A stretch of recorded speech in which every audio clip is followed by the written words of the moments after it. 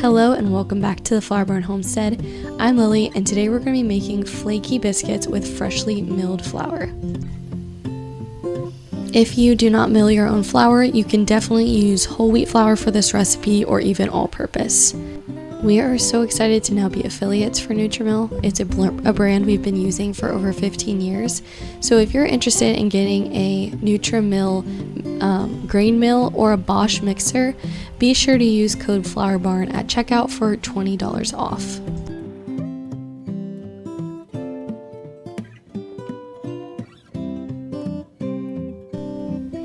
Now we're going to mix together all our dry ingredients and we're just kind of going to whisk those so that they're evenly incorporated, and then we're going to add in our chilled butter. And so this is probably one of the most important steps of making any pastry is cutting in the butter. And we're just going to do this until the butter gets to be pea-sized or a little bit larger, and you'll see what I mean when I'm finished here. You can use your hands for this, you can use a fork, you could even use a food processor. That's how I do pie crusts, but I've just found for biscuits this is the quickest and easiest way.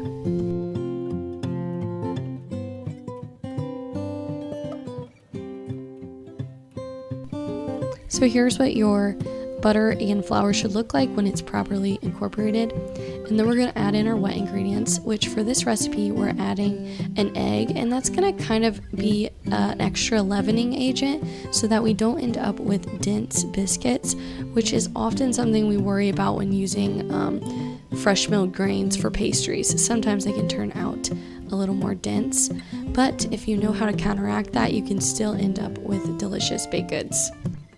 Also, if you're wondering why my eggs are huge, it's because I've been using duck eggs that my friend gave me. So this is also another very important part of this recipe. A lot of times if you end up with chewy and dense biscuits, it's probably because you overworked them at this stage.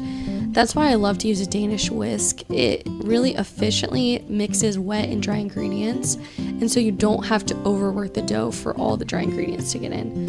Overworking the dough causes gluten development, and it can cause your biscuits to be more bread-like, too chewy and too dense. What I am going to do, and Ellen doesn't have this in her recipe, and that's totally fine. You could cut the biscuits right now.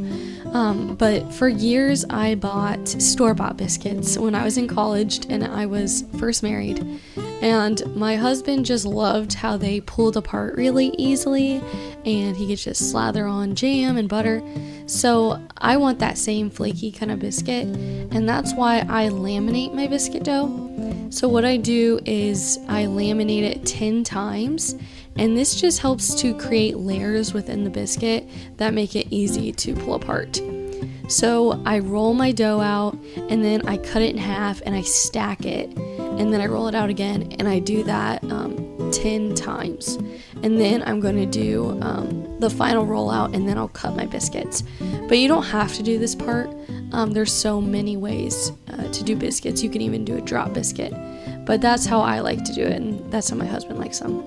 So I'm going to roll out my dough, and then another great tool to have for biscuits is a biscuit cutter. I've used a glass and I've used cookie cutters, but the biscuit cutter, it cuts through the dough in a way that doesn't seal up those layers. So like if you use a glass, sometimes it will seal the sides and cause your biscuits to pop on one side and be uneven, whereas this really gets a perfect cut all the way around the biscuit, and so it allows them to come out looking very uniform and perfectly layered inside. I do have a smaller family, so I usually just do one recipe of biscuits. I do them in a cast iron, and I actually refrigerate mine. I like to do them ahead, and then I put them in my fridge until like right before my gravy's done so that I can have fresh biscuits in time for dinner. Growing up, this was a meal that me and each of my 4 siblings were obsessed with. We always begged our mom for this meal, and so she would have to make a triple batch of biscuits, and she would use a pizza stone to bake them. But you can also, if you're doing large batches, use a cookie sheet, and I've done that many times. With this meal, I love to have fried apples, and I just happened to have some extra apples that were about to go bad, so I thought I would just fry some up. And you just peel and cut your apples. You heat up like a tablespoon of butter. I added in 2 tablespoons of sugar and a little bit of cinnamon to my apples, and then I just let them fry. And this does take a while. It probably took about 20 minutes to fully fry these apples, but it's so worth it and it's so delicious. All of these recipes will be included in the description below. If you were just looking for the biscuit tutorial, all that's left is I'm baking my biscuits on 425 for 15 to 18 minutes. So if you're not interested in seeing the tutorial on the biscuits and gravy and fried apples, just be sure to like and subscribe.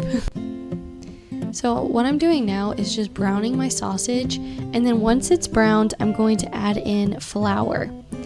And the most crucial step to getting good gravy, and I've learned this from my mom because she made this so often growing up, is browning your flour. Also, this is a great slow-mo shot of my apples. They were so delicious and they were so easy, but they make your meal feel so gourmet. But back to the browning of the flour. If you brown your flour, it just gives it so much flavor. So I let that brown for at least 10 minutes until it looks kind of brown and crispy. And then that's when I'm going to go ahead and add my milk.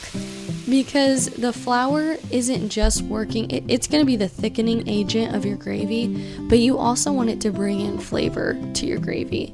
And I really think this is why my mom's gravy is so delicious, is because she gives that flour enough time to brown. You also want to make sure you're letting your gravy get hot enough.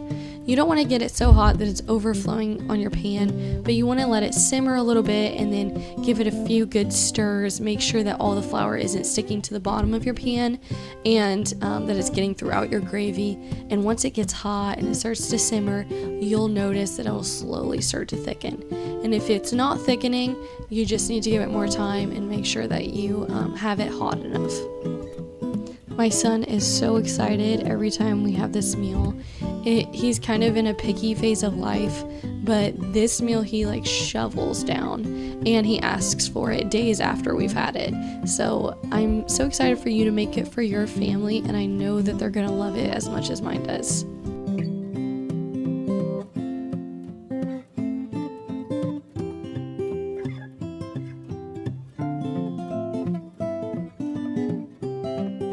To show you those flaky layers that we get from laminating these biscuits. And there it is, beautiful.